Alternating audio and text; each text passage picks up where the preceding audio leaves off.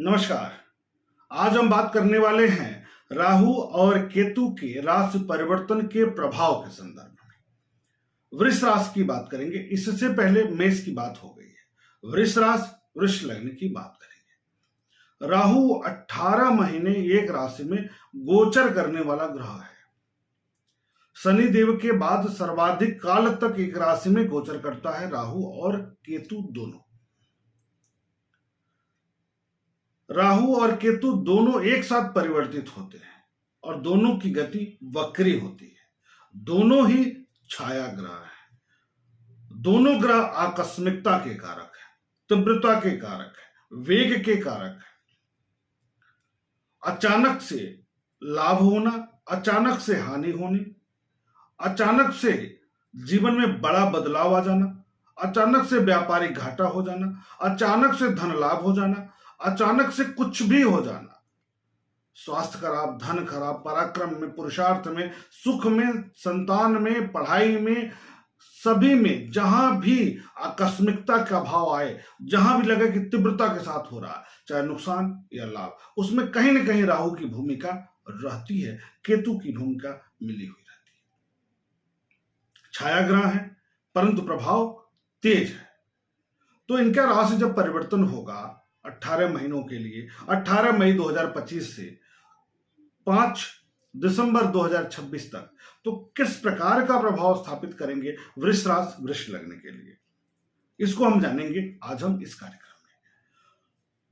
तो इनका परिवर्तन में राहु की बात करेंगे तो राहु का परिवर्तन मीन राशि से कुंभ राशि में होने जा रहा है। देवगुरु बृहस्पति की राशि से शनि की राशि में होने जा रहा है और केतु का परिवर्तन कन्या राशि से सिंह राशि में होगा। बुध की राशि से सूर्य की राशि में होगा। तब इन दो भावों में तीव्रता दिखेगी। शनि के भाव में तीव्रता दिखेगा और सूर्य के भाव में तीव्रता दिखेगा। सूर्य राजा है, शनि सेवक है। तो देखेंगे कि राजा और सेवक में वैचारिक मतभेद की स्थिति बनेगी। इसकी चर्चा हम संपूर्ण विश्व पर क्या पड़ेगा इसकी बात करेंगे, लेकिन यहां वृक्ष की बात कर रहे हैं, राजा और प्रजा की। यानी विचारों में एक तरफ ग्लैमर रहेगा और एक तरफ आध्यात्मिकता रहेगी। विचारों में मतभेद बहुत आएंगे, बहुत परिवर्तन देखने को मिलेगा। एक तरफ आपका मन करेगा चुनाव लड़ जाए आपकी कुंडली में यदि राहु की स्थिति अच्छी है तो, दूसरी तरफ होगा इससे कोई फायदा नहीं है, व्यापार कर लिया जाए। यानी आपके विचारों में दुविधा की स्थिति उत्पन्न करने वाला प्रभाव होगा इस वर्ष, जो ये 18 महीना है। अब जब ये कुंभ राशि में जाएंगे और वृष के लिए बात हो रही है तो दसम भाव में राहु जाएंगे।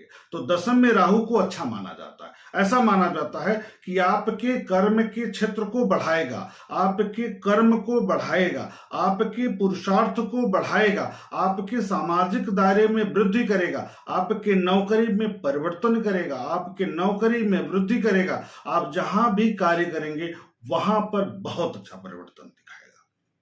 आपके कार्यों में आकस्मिकता आएगी, तीव्रता आएगी, वेग आएगा। यानी आप अपने कार्यों को बहुत ही कुशलता के साथ संपादित कर पाएंगे, वो अपने लक्ष्य को पूरा कर लेंगे। चतुर्थ भाव में बैठेंगे कौन? केतु महाराज। तो गृह और वाहन सुख में वृद्धि होगी, परंतु माता के स्वास्थ्य को लेकर के चिंता भी देगा। घरेलू तनाव भी होगा, घरेलू तनाव पर खर्च भी होगा। इसी के साथ राहु की दृष्टि पड़ेगी कहां? लाभ भाव पर, वाणी भाव पर, कुटुंब के भाव पर पंचम दृष्टि पड़ेगी। तो ऐसे में वाणी की तीव्रता में वृद्धि हो, तीखा बोलने लगेगा, तो इस पर आपको कंट्रोल रखना है। पारिवारिक कार्यों को लेकर तनाव रह सकता है। परिवार में मांगलिक कार्य होगा और उस पर खर्च बढ़ जाएगा, इसकी पूरी संभावना है। आपके दांत की समस्या पहले से चली आ रही है तो उसका ट्रीटमेंट करा देगा, खर्च करा करके उसको ठीक कर देगा। पारिवारिक वृद्धि कराएगा, पारिवारिक तनाव भी देगा। तो भाई जहां काम होगा, हो सकता है कि मांगलिक कार्य हो और खर्च बढ़े तो तनाव आ जाए। तो ये सामान्य है कि थोड़ा सा आपको उस क्षेत्र से उलझन बना रह सकता है। उसके बाद राहु की दृष्टि, नवम दृष्टि की बात कर लिया जाए तो नवम दृष्टि तुला राशि पर होगी छठे भाव पर होगा। छठे भाव पर राहु का गोचर, छठे भाव पर राहु की दृष्टि, छठे भाव से किसी तरीके से राहु का अगर संबंध बनता है तो निश्चित तौर पर रोग, ऋण, शत्रु पराजित होंगे, कर्ज दूर होगा, इसका मतलब पैसा आएगा, रोग मुक्त होंगे, स्वस्थ होंगे, इसका मतलब है शत्रु पराजित होंगे, अर्थात मुकदमा आदि की कहीं संभावना बन रही थी, मुकदमा चल रहा था, विवाद की स्थिति थी, तो उसका जो हल है वह निकलेगा, आपके पक्ष में निर्णय आने की संभावनाएं बढ़ जाएंगी।